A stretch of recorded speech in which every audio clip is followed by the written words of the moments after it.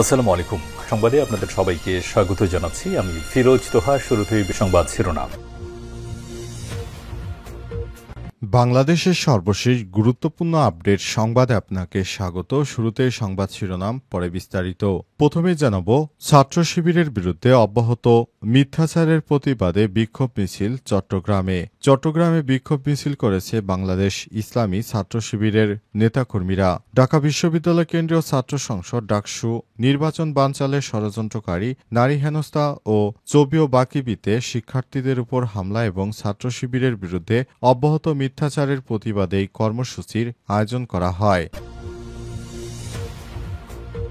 এরপর জানাব, সরকারি চাল বিক্রির অভিযোগে বিএনপি নেতা গ্রেপ্তার। নোয়াখালী সরকারি খাদ্যবান্ধব কর্মসূচি চাল খোলাবাজারে বিক্রি করার অভিযোগে এক বিএনপি নেতাকে আটক করেছে পুলিশ। আজ উপজেলার কবিরহাট পৌরসভার ৯ নম্বর ওয়ার্ডের ঘোষবাগ এলাকা থেকে বিএনপির এই সন্ত্রাসীকে গ্রেপ্তার করা হয়। এদিকে মাদক সহ গ্রেপ্তার বিএনপির যুবদল ও কৃষক দলের সন্ত্রাসী দুই নেতা বহিষ্কার। কক্সবাজার থেকে ফেরার পথে বিপুল ইয়াবাসহ গ্রেপ্তার হওয়া সুজানগর উপজেলা বিএনপির জাতীয়তাবাদী কৃষক দলের সদস্য সচিব এবং পাবনা জেলার জাতীয়তাবাদী যুবদল নেতাকে বহিষ্কার করেছে বিএনপি। আজ পৃথক বহিষ্কারাদেশের মাধ্যমে তাদের বিরুদ্ধে সিদ্ধান্ত নেওয়া হয়েছে। তবে জনমনে প্রশ্ন, বিএনপি নেতারা তাদেরকে বহিষ্কার করে আবার গোপনে দলে ফেরত নিয়ে নেয়, তাহলে এই বহিষ্কারাদেশের কারণ কি?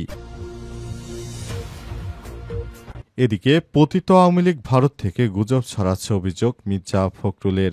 বিএনপির মহাসচিব মির্জা ফখরুল ইসলাম আলমগীর বলেছেন, পতিত ফ্যাসিস্ট আওয়ামী লীগ আমাদের মধ্যে বিভ্রান্তি সৃষ্টি করার জন্য ভারত থেকে সোশ্যাল মিডিয়ার মাধ্যমে সমানে গুজব ছড়াচ্ছে। চারদিকে নেতাকর্মীদেরকে সতর্ক থাকতে হবে। এবারে জানাবো, ভিপি নূরকে বিদেশে পাঠানোর নির্দেশ প্রধান উপদেষ্টার। গণ অধিকার পরিষদের সভাপতি নুরুল হক নূরের সুচিকিৎসার জন্য বিদেশে পাঠানোর নির্দেশ দিয়েছেন অন্তর্বর্তীকালীন সরকারের প্রধান উপদেষ্টা প্রফেসর ড মোহাম্মদ ইউনূস।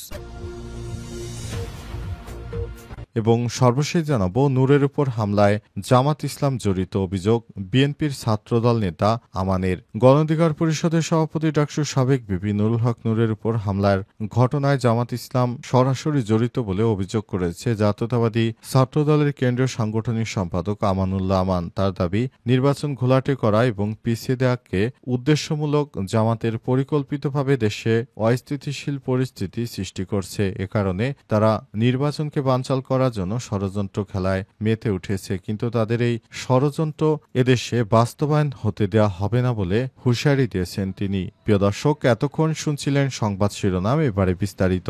তবে তার আগে বন্ধুরা, অনুরোধ থাকবে এই সংবাদটিতে একটি লাইক দিন। এই চ্যানেলে আপনি নতুন হয়ে থাকলে আমাদের সংবাদটি দেখতে দেখতে চ্যানেলটি সাবস্ক্রাইব করে রাখুন। কমেন্ট করে বন্ধুরা আপনার মূল্যবান মতামত জানিয়ে দিন আপনি বিশ্বের কোন দেশ থেকে বা বাংলাদেশের কোন স্থান থেকে আমাদের সঙ্গে কানেক্টেড রয়েছেন। এবারে বিস্তারিত।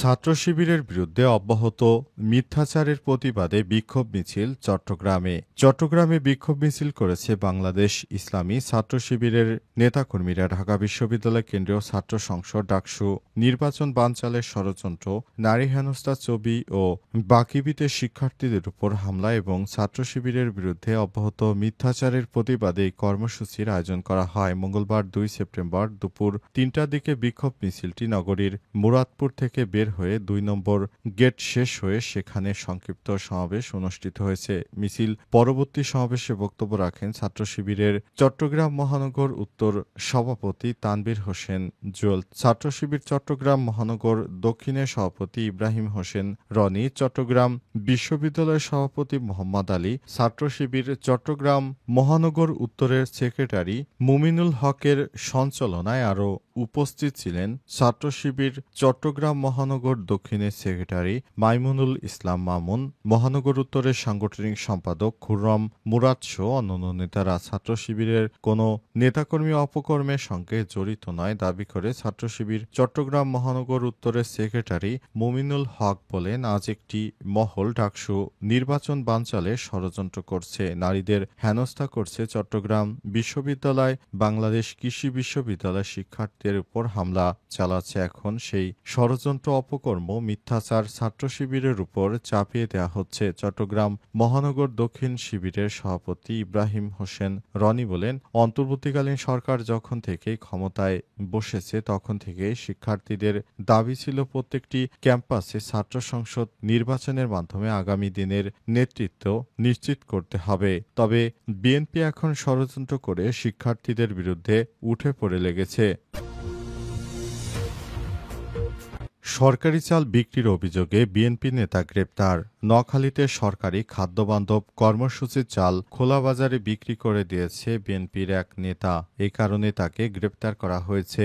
বিশেষ করে আওয়ামী লীগ সরকার ক্ষমতায় থাকাকালীন বিএনপির এই সব নেতাকর্মীরা সব গর্তের মধ্যে লুকিয়েছিল। তারা একটি টু শব্দ করারও সাহস পেত না। কিন্তু শেখ হাসিনা পালিয়ে যাওয়ার পর বিএনপির ভয়ঙ্কর রূপ আস্তে আস্তে মানুষের সামনে প্রকাশিত হচ্ছে। তারা চাঁদাবাজি, মাদক বিক্রি, সরকারি ত্রাণের চাউল মেরে দেয়া থেকে শুরু করে এমন কোনো অপরাধ নেই যা তারা করছে না। তাদের অত্যাচারে অতিষ্ঠ হয়ে পড়েছে দেশের মানুষজন। প্রতিনিয়ত বিএনপির চাঁদাবাজিতে অসহায় সহজ-সহ গ্রামের সাধারণ মানুষজন, মানুষের জমি দখল, দোকানপাট দখল, বিভিন্ন স্থানে হামলা ভাঙচুর, বিভিন্ন রকমের অপকর্ম করে যাচ্ছে বিএনপির নেতাকর্মীরা। সে বিষয়টি সামনে এসেছে। বিএনপি নেতৃত্ববৃন্দরা এতদিন গর্তের মধ্যে লুকিয়েছিল। তারা শেখ হাসিনার বিরুদ্ধে একটা কথা পর্যন্ত বলার সাহস পায়নি। তারা এখন বিভিন্ন জায়গায় সন্ত্রাসী কর্মকাণ্ডের সঙ্গে জড়িত। গ্রেপ্তার উজিউল্লাহ কবিরহাট উপজেলা বিএনপির সাবেক যুগ্ম আহ্বায়ক ও ধানসিঁড়ি ইউনিয়নের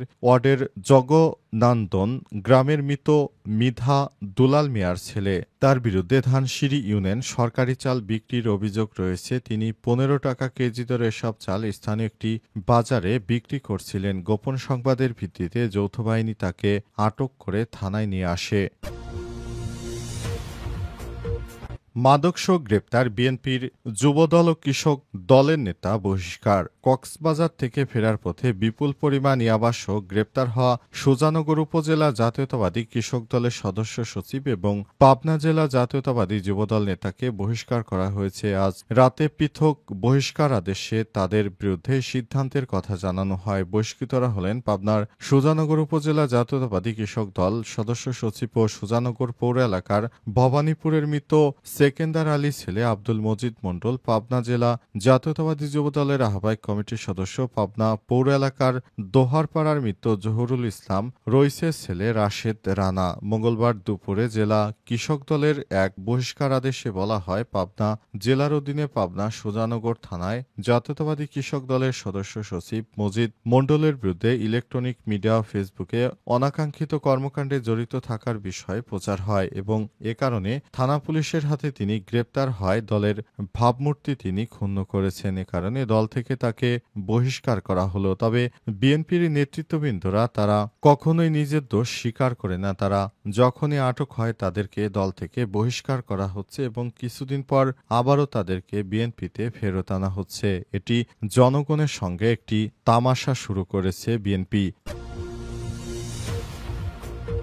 পতিত আওয়ামী লীগ ভারত থেকে গুজব ছড়াচ্ছে বললেন মির্জা ফখরুল। বিএনপির মহাসচিব মির্জা ফখরুল ইসলাম আলমগীর বলেছেন, পতিত ফ্যাসিস্ট আওয়ামী লীগ আমাদের মধ্যে বিভ্রান্তি সৃষ্টি করার জন্য ভারত থেকে সোশ্যাল মিডিয়ার মাধ্যমে সমানে গুজব ছড়াচ্ছে। তিনি জনগণকে সতর্ক থাকার আহ্বান জানিয়ে বলেছেন, অনেক গুজব চারদিক থেকে ছড়ানো হচ্ছে। আপনারা কেউ গুজবে কান দেবেন না। এসব গুজব ভারত থেকে ছড়াচ্ছে পতিত আওয়ামী লীগ সরকার। তারা এখন ভারতে বসে তাদের কোনো কাজকর্ম নেই। তারা এখন কি করবে তাই প্রতিদিন মিডিয়ায় বসে নানা রকম গুজব ছড়াচ্ছে। সব গুজব আমাদের নেতৃত্ববৃন্দের বিরুদ্ধে ছড়াচ্ছে এবং দেশের বিরুদ্ধে ছড়াচ্ছে। আগামী নির্বাচনকে বানচাল করার জন্য সর্বাত্মক ষড়যন্ত্র করছে এই সমস্ত পলাতক রাজনৈতিক দলগুলো। এদের রাজনৈতিক কোনো পরিচয় নেই। এরা হচ্ছে সন্ত্রাসী গোষ্ঠী। এই সন্ত্রাসীদের সঙ্গে কখনো আপোষ করা হবে না বলে জানিয়েছেন মির্জা ফখরুল ইসলাম। তিনি আরো বলেছেন, নেতাকর্মী কর্মীদেরকে বলবো আপনারা সাবধানে থাকবেন। আপনারা দলীয় ভাবমূর্তি ক্ষুণ্ণ হয় এমন কোনো কাজ করবেন না। আওয়ামী লীগ পতিত সরকার বিদেশে পালিয়ে থেকে দেশের বিরুদ্ধে নানারূপ ষড়যন্ত্রমূলক কর্মকাণ্ড করছে বলে মন্তব্য করেছেন মির্জা ফখরুল ইসলাম আলমগীর। তিনি আরো বলেছেন, আমাদের অবশ্যই মনে করতে হবে ১৭ বছরের আন্দোলন কিন্তু অতটা সহজ ছিল না। আন্দোলনের সময় আপনারা বাড়িতে থাকতে পারেন নাই। শত শত মামলা হয়েছে একজনের নামে, ৫০০, ৬০০, ৭০০ মামলা হয়েছে এক একজনের নামে। সুতরাং আপনাদের ভুলে গেলে চলবে না, এত সহজ ছিল না এবারের বিপ্লব।